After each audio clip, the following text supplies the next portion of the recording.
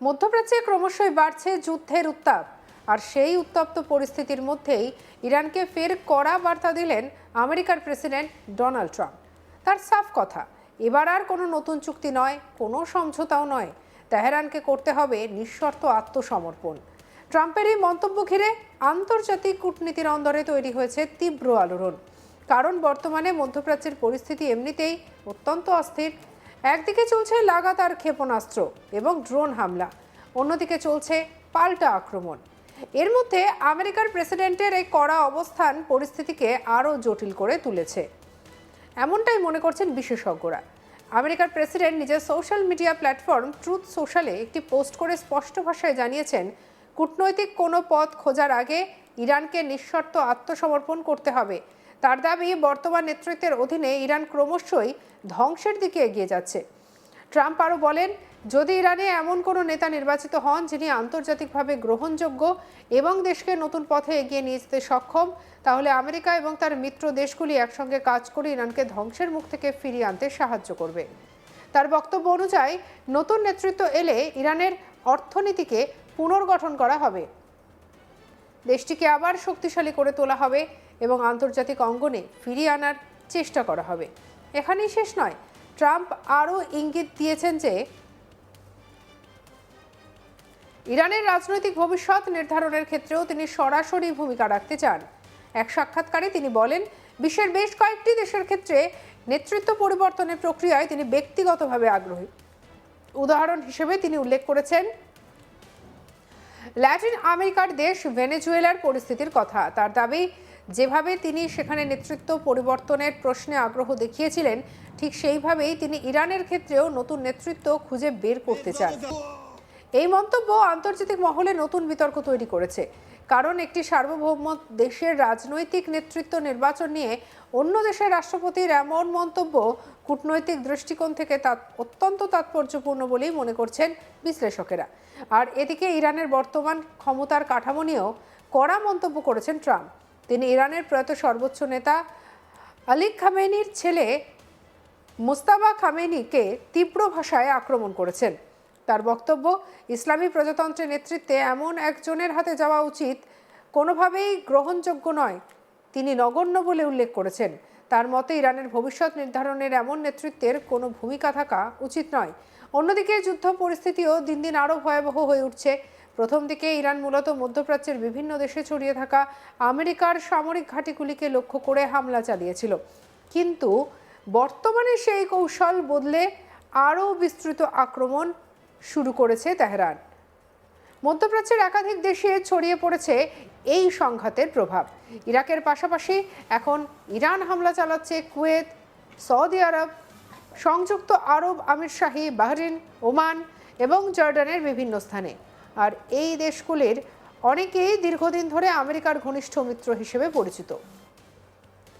বিশেষজ্ঞদের মতে এই ধরনের নির্বিচার আক্রমণের ফলে ইরান নিজের বন্ধু রাষ্ট্রগুলিকে ক্রমশ শত্রুতে পরিণত করেছে, কারণ মধ্যপ্রাচ্যের অনেক দেশ এতদিন সরাসরি সংঘাতে জড়াতে চাইছিল না, কিন্তু ইরানের হামলার ফলে তারাও এখন প্রতিক্রিয়া জানাতে বাধ্য হচ্ছে।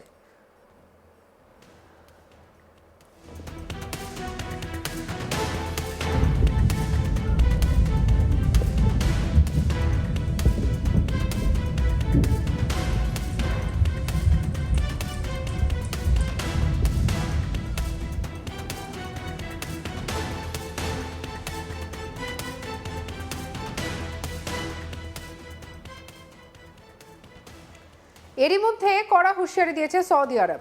রিয়াদ স্পষ্ট জানিয়েছে, যদি তাদের ভূখণ্ড বা স্বার্থের উপরে হামলা অব্যাহত থাকে তাহলে তারা কঠোর পাল্টা ব্যবস্থা নিতে বাধ্য হবে। এদিকে অন্য দিক থেকেও বাড়ছে চাপ। ইরানের বিরুদ্ধে সামরিক অভিযান জোরদার করেছে ইসরায়েল এবং ইউনাইটেড স্টেটস। ইসরায়েলি বাহিনী দাবি করেছে তারা ইরানের নিরাপত্তা সংক্রান্ত একাধিক গুরুত্বপূর্ণ স্থাপনা ধ্বংস করে দিয়েছে।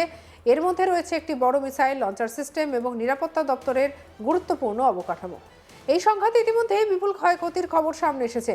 বিভিন্ন আন্তর্জাতিক সূত্রের তথ্য অনুযায়ী শুধু ইরানে এখনো পর্যন্ত 1000-এর বেশি মানুষ মৃত্যু হয়েছে, আহত সংখ্যা কয়েক হাজার ছাড়িয়ে গিয়েছে। যুদ্ধের মাত্রা কতটা তীব্র হয়েছে তার একটি পরিসংখ্যানও সামনে এসেছে। তথ্য বলছে, গত 5 দিনে ইরান প্রায় 500টি ব্যালিস্টিক মিসাইল নিক্ষেপ করেছে এবং 2000-এরও বেশি ড্রোন হামলা চালিয়েছে।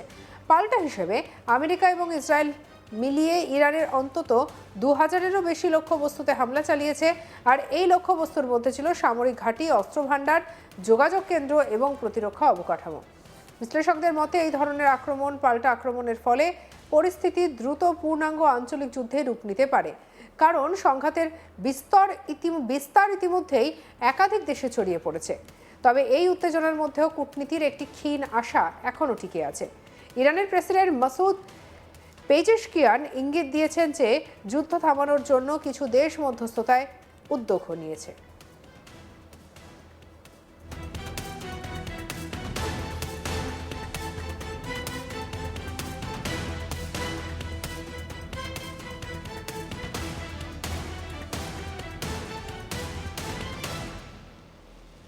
তিনি জানান, একাধিক দেশ ইতিমধ্যেই আমেরিকা এবং ইসরায়েলের সঙ্গে আলোচনার মাধ্যমে সংঘাত শেষ করার চেষ্টা করছে, যদিও তিনি সেই দেশগুলির নাম প্রকাশ করেননি। তবে কূটনৈতিক সূত্রে জানা গেছে মধ্যপ্রাচ্যের কয়েকটি গুরুত্বপূর্ণ দেশ ইতিমধ্যেই মধ্যস্থতার প্রস্তাব দিয়েছে। এর মধ্যে রয়েছে কাতার, টার্কি, ইজিপ্ট এবং ওমান। এই দেশগুলি দীর্ঘদিন ধরে আঞ্চলিক সংঘাতের ক্ষেত্রে মধ্যস্থতায় ভূমিকা পালন করে আসছে। বিশেষ করে কাতার এবং ওমান বহুবার আমেরিকা এবং ইরানের মধ্যে গোপন আলোচনার পথ তৈরি করতে সাহায্য করেছে। তবে পরিস্থিতি এখন যে জায়গায় দাঁড়িয়ে রয়েছে সেখানে সমাধানের পথ যে সহজ নয় বলেই মনে করছেন আন্তর্জাতিক কূটনীতিকরা। কারণ একদিকে যুদ্ধক্ষেত্রে বাড়ছে ক্ষয়ক্ষতি, অন্যদিকে রাজনৈতিক বক্তব্য ক্রমশই আরও কঠোর হয়ে উঠছে। বিশেষজ্ঞদের মতে ট্রাম্পের নিঃশর্ত আত্মসমর্পণের দাবি কার্যত কূটনৈতিক সমাধানের পথকে আরও কঠিন করে তুলতে পারে, কারণ কোনো সার্বভৌম রাষ্ট্র সাধারণত এমন শর্ত মেনে আলোচনায় বসতে রাজি হয় না। অন্যদিকে ইরানও বারবার জানিয়ে দিয়েছে যে তারা নিজেদের সার্বভৌমত্ব এবং নিরাপত্তার প্রশ্নে কোনো আপোষ করবে না। ফলে মধ্যপ্রাচ্যের এই সংঘাত এখন কোন দিকে মোড় নেবে তা নিয়ে বাড়ছে উদ্বেগ। আন্তর্জাতিক মহলের নজর এখন মূলত দুই দিকে, একদিকে যুদ্ধক্ষেত্রের পরিস্থিতি, অন্যদিকে সম্ভাব্য কূটনৈতিক উদ্যোগ। কারণ যদি দ্রুত কোনো সমাধান না বের হয় তাহলে এই সংঘাত আরও বড় আকার নিতে পারে। আর সেই পরিস্থিতি শুধু মধ্যপ্রাচ্যে নয়, গোটা বিশ্বের নিরাপত্তা এবং অর্থনীতির ওপরও গভীর প্রভাব ফেলতে পারে। এই মুহূর্তে তাই প্রশ্ন একটাই, যুদ্ধ কি আরও বাড়বে নাকি কূটনীতির পথেই হবে সমাধান? উত্তরের অপেক্ষায় গোটা বিশ্ব।